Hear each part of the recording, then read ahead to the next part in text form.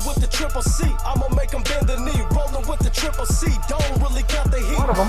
There's just one thing, John, that Volkanovski is doing, especially because you're a wrestler, that Islam wasn't doing. And what you don't want to do, because he's a bigger body, if you're losing a position, you don't want to overwork a position. This is where he was getting in trouble, because that's a lot of strength. If you're going to lose a position for whatever, let's say you have Gane here, switch position, do it to something bigger. Like, know when you have a position locked. Because the last thing you want to do, John, is blow a watts in your hands and your wrist. You know what I'm saying? This is just tactically. Because you might be in this position here. Don't fight it too much here, especially if you know he's going to get out. If you know he's going to get out, he's front cover. You find your different rest periods. If you're able to just hold it there, you're good here. Elbows, keep his head inside, be able to drain him there. So just try not to make that mistake of being in the position too long. You're gonna have to make that rational decision to transition to something, knowing when you're losing in transition. We gotta get out of here, John. But brother, good luck, dude. Good luck, man. Remember those? Remember when I was talking? That's it, dude. Everything else is yours. Transition when you have to transition.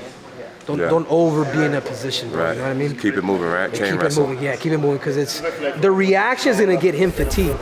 What's up, everybody? Henry Cejudo here, aka Triple C, and this breakdown is brought to you by the one and only Cookie Co. Guys, if you guys want the best cookies, when I indulge, I go to Cookie Co. You know why? Because it is the best all-natural ingredients that they don't use none of that rocket fuel and other stuff. Anyhow, if you guys want to purchase a franchise, you guys make sure to go to cookieco.com. UFC 285. What can I say about this event? The return of Jon Jones. Let's get straight to the damn main event. Jon Jones versus Ciryl Gane.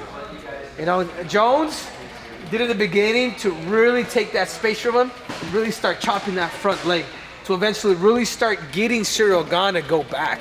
Like, if there's one thing that Jones did very, very well, is taking the space. Taking the space and not allowing this dude to catch his rhythm.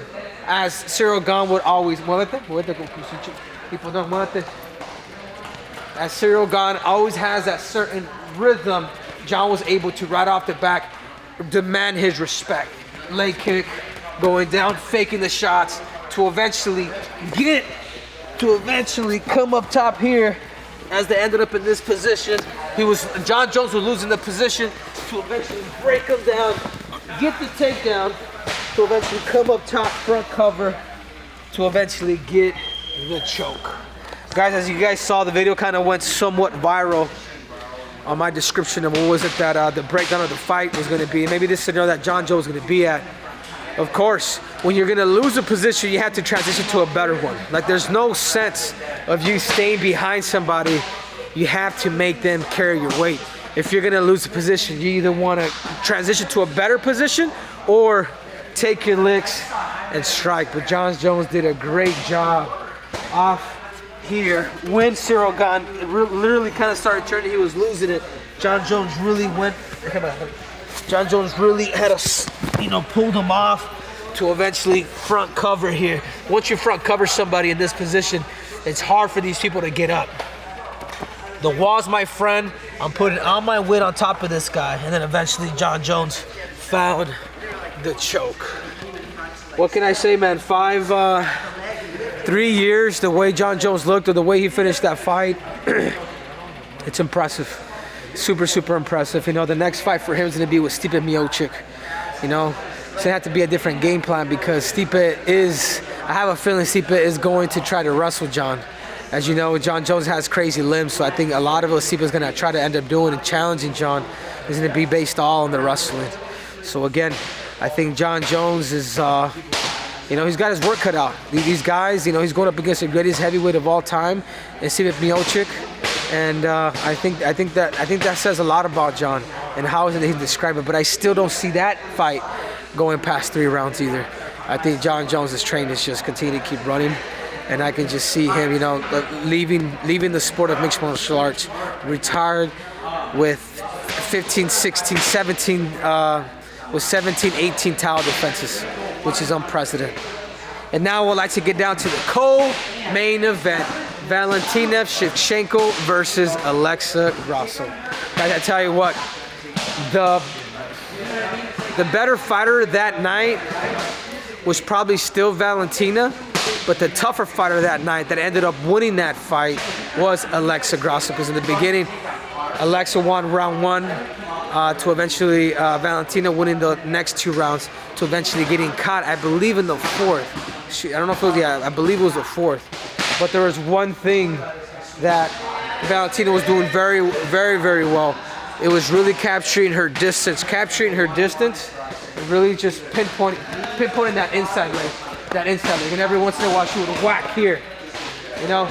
But at the same time, I feel like if there's one thing that I would like to kind of critique Valentina, even her stand-up, is she needs to kind of throw a little more power in there.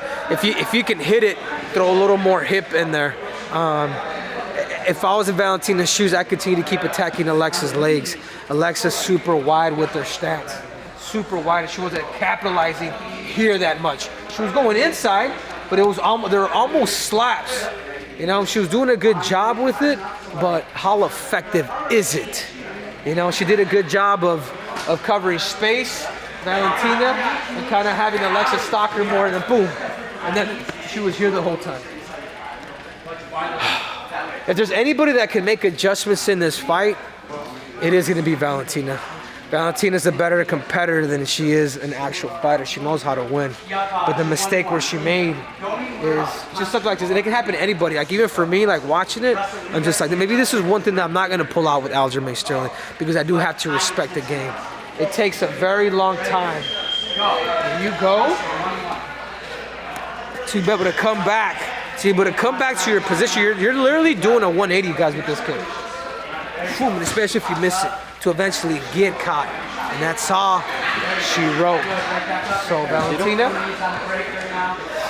and as she caught from the back, she was able, this is one thing that you guys don't want to do, is be on all fours position.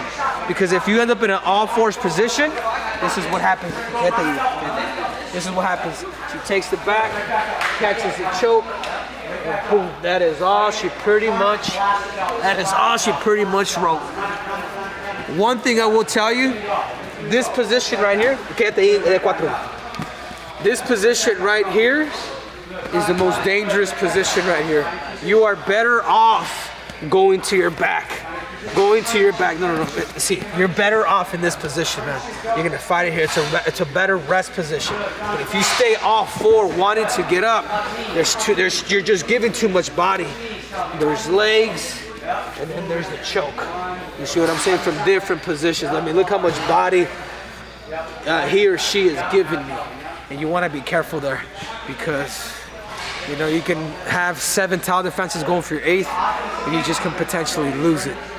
So again, guys, I think if I was to say, if they fight again, the person that can make those adjustments is going to be Valentina Shevchenko. Valentina Shevchenko, if you can kick that leg, if you could not make those mistakes, keep it basic, continue to keep going the distance, I do believe that that the fight could be different. And for Alexa Grasso, what is it that she could do? Alexa Grasso, you know, bringing in the heavy hands, learn how to cover distance a little bit better, and you know, now people know that you have that jiu-jitsu game, and everybody knows that you've been practicing it for a very, very long time, and now it's coming to effect. So a lot of people are gonna, you know, are gonna be afraid to grapple her.